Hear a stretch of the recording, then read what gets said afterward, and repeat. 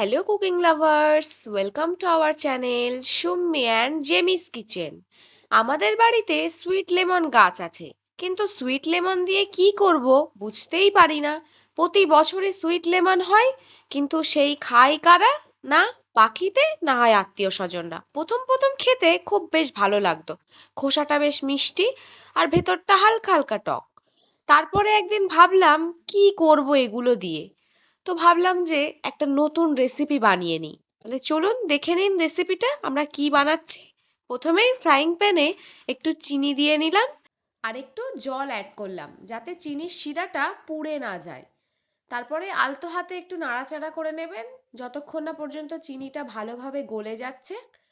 Sweet lemon খেতে কিন্তু সত্যিই সুন্দর, কিন্তু আমাদের খেয়ে খেয়ে আর ভালো লাগে না। আশপাশের যারা খায় সবাই বলে বেশ সুন্দর খেতে।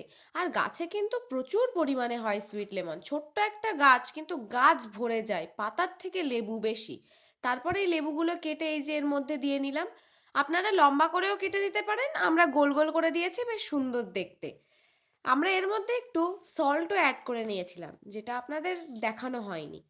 এটার নাম জানি না কি হবে, কিন্তু আমরা দিয়েছি সুইট লেমন পিকেল। রেসিপিটা ভালো লাগলে অবশ্যই like, comment, share and subscribe